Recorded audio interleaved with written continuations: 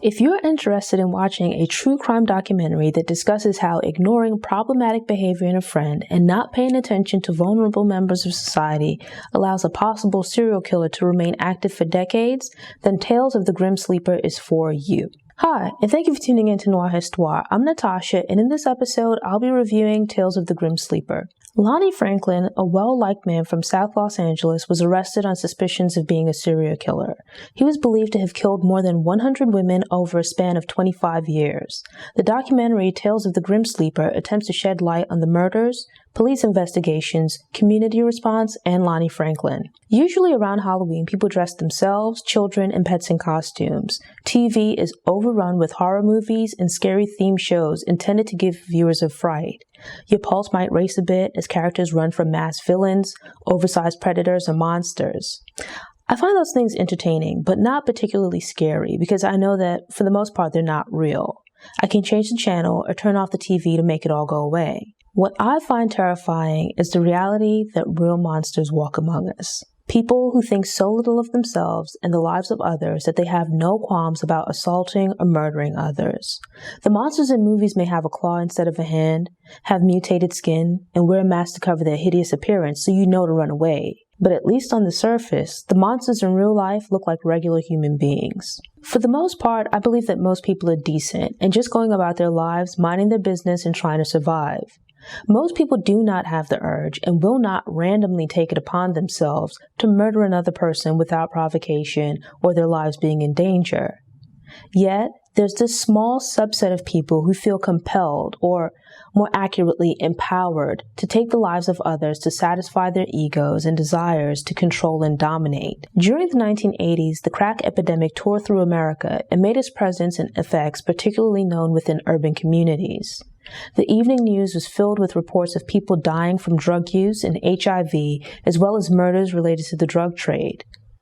But even with their severity, these were merely symptoms of the larger social, health, and economic problems that plagued the communities and wore down their inhabitants. Arguably, arising from or taking advantage of these conditions, an inhumane person or persons began murdering women in the neighborhood of South LA. Decades would pass, and the bodies of women would continue to be found in the alleys and streets. These women were overlooked by society while they were alive. The murderer would continue to take their lives and dump their bodies, knowing that their deaths would also be ignored by most in society. Their very existences treated as though they did not matter. Tales of the Grim Sleeper was made not that long after Lonnie Franklin had been arrested, so there isn't a lot of courtroom footage. And instead of experts offering insights and analysis, the interviewed subjects are just regular people from the community who knew Franklin or the victims. The drawback to this is that there's no research-based analysis of Franklin and his motivations, but having people from the community speak offers a non-clinical look into Franklin as a person, as well as what it was like and is like to live in that environment. Early in the film, the crew visits South LA to establish a feel for the place and to meet and interview people who knew Lonnie. While speaking with a group of women, one of them states that she used to date Lonnie, but was put off by his jittery demeanor. The crew moves on to speak with some other women when a group of men starts yelling at them from across the street, accusing them of assassinating Franklin's character. In the midst of the tense situation and the men's hostile language, the women become afraid, I guess, or at least uncomfortable, and so they stop talking, bringing an abrupt end to what was actually a pretty insightful conversation. Fortunately, instead of just heeding the men's threats and retreating, the crew actually approaches and engages them in conversation. Here we meet Steve, Gary, and Richard, three of Lonnie's friends who feel an obligation to defend his honor.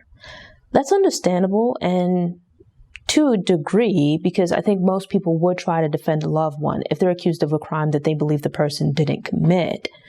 But it's important to note that they effectively spoke over the women who had their own relationships and interactions with Franklin, and thus had as much as a right to express their opinions.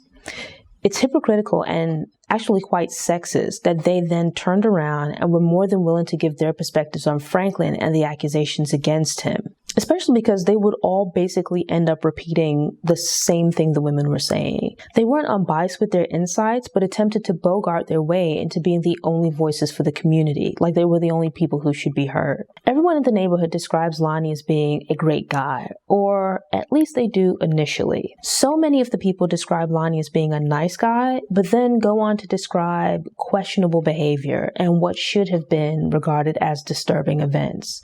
For example, they talk about him being really great at fixing cars and willing to help people out by getting them whatever things they might need, like little parts for cars or things for their houses and whatnot. But then it's revealed that he went about helping people by stealing things for them. Someone offers the compliment that he was a great car thief, which, I mean, okay, fine. Let's just gloss over that. But then that results in a ridiculous commotion over the technicalities of whether or not he stole cars or was just simply in possession of them. It was like a whole bunch of nonsense.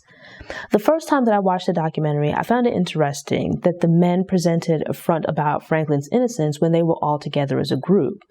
But then each man eventually spoke to the crew on his own.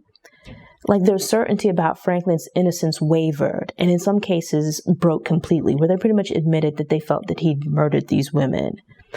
Some of them mentioned seeing him physically attack a woman on the street, dragging her to the car, and having the altercation end only because the police arrived and arrested Franklin. Him paying drug users who were acquaintances to get rid of bloody items or to clean up what appeared to possibly bleed blood. Showing off a gun of the same caliber that was reported to have been used to kill the women, and sort of him drawing attention to that fact. What I found especially troubling was that some of his problematic behavior was excused as him just being a man. Franklin's house is described as being quite messy, but also full of pornographic magazines and stacks of Polaroids of women. He and several of his friends have like this old man pervert club where they would pick up women and then take naked photos of them, which they would then show off to each other, and sort of like a collection and like trading cards. If you think of like how kids collect them and then trade them with their friends and show them off.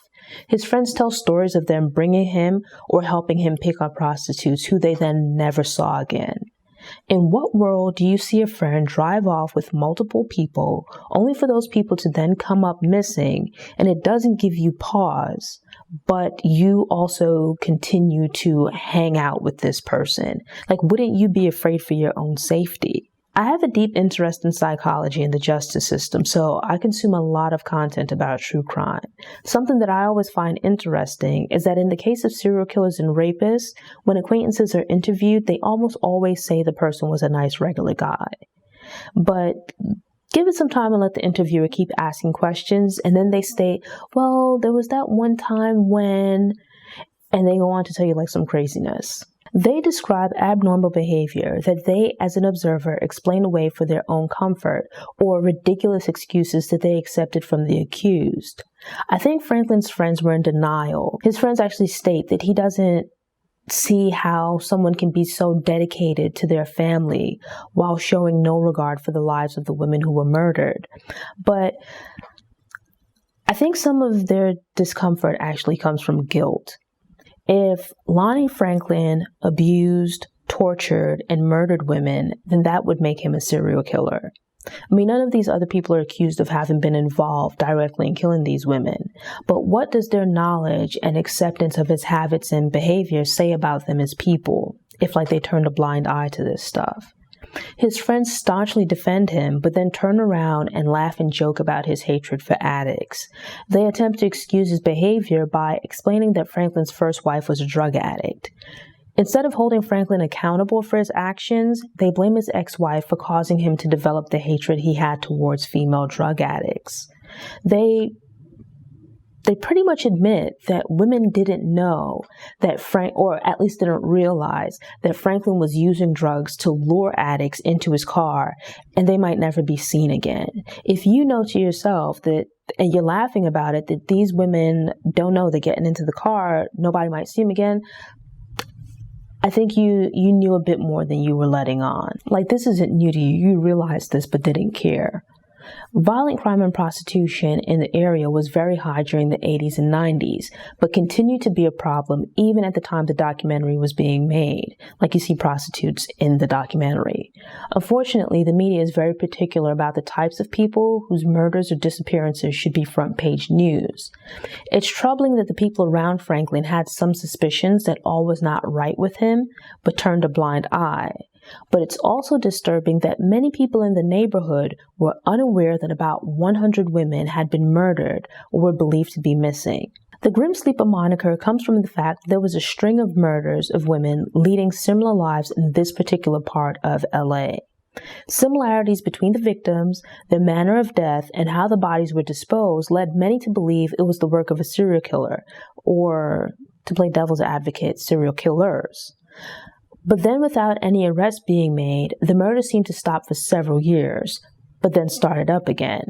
This gave the appearance that the murderer took a break or went to sleep before resuming. The LAPD has shared photo arrays featuring women of interest based on photos of the murder victims, missing persons reports, and those found in Franklin's possession.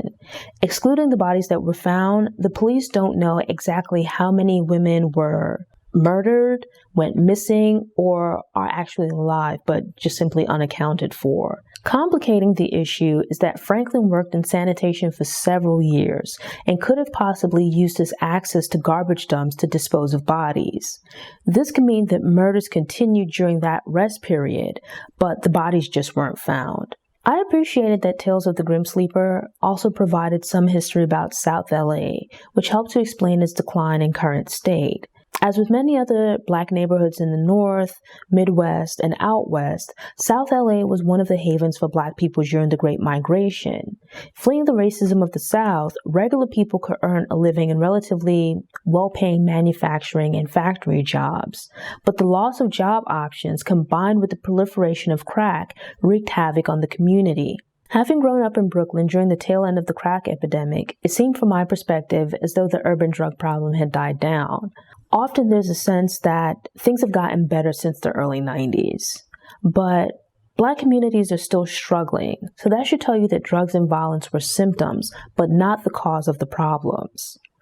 In the case of South LA, people are still struggling to support themselves and looking for ways to escape, if not physically, then through drugs. Thus, women are still selling their bodies, and men are still risking their freedom committing crimes to make money. I understand the police needing to keep some aspects of their investigation private to aid with trying to solve the murders, but the community was kept in the dark about there possibly being a serial killer or serial killers in the area.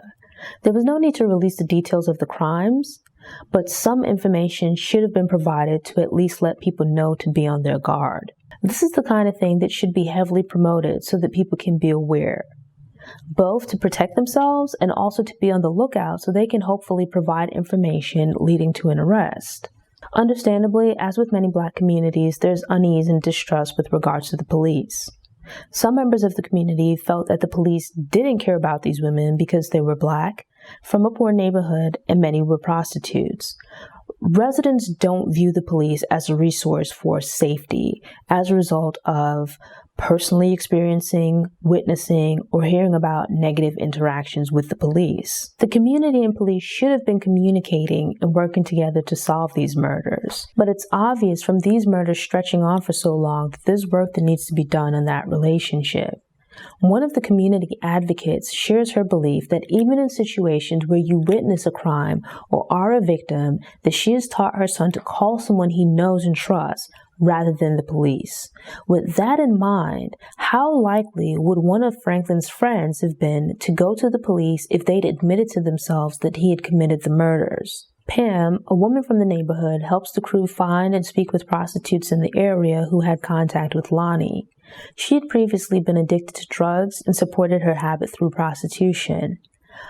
I was inspired that within just a few years of being clean, she'd been able to get her life back on track. She's a very positive, jovial person who I think would be great as a counselor or doing community outreach in the neighborhood. Her journey shows that as long as you're alive, it's not too late to make changes in your life and turn things around. The most powerful part of the documentary takes place towards the end. A group of women who are or were prostitutes came into contact with Franklin and survived, gathering to tell their stories. The women described their experiences with Franklin, and while all of their testimonies are powerful, there was one woman in particular who I will always remember. Unfortunately, I don't remember her name. I remember her appearance. I think that she's the one in the black dress with the curly hair. She explains that Franklin picked her up, became angry when he was unable to perform, and then tried to kill her. Her words about fighting for her life and her life having value, regardless of her being a prostitute or drug addict, were incredibly powerful. Her story helped to drive home the point that these women who were murdered had value. We hear all about Franklin and his life and his friends defend his honor, but for so long the families and advocates of these women struggled to get them justice. For so long, and even now, the stories haven't been told, and if left up to some, would never be told. We don't know the details of what happened in their lives to set them on this path.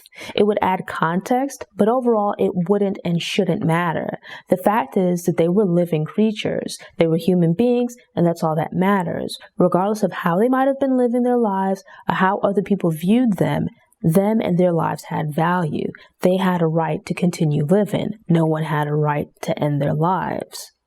While Tales of the Grim Sleeper is an enlightening documentary, it's not without its flaws.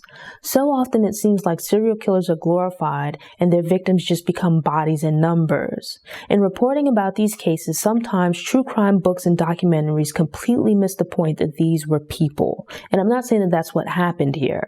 Victims of crimes were born, they were children, they grew up, and regardless of whatever path their life might have taken, they lived, and their life stories consisted of more than their murders.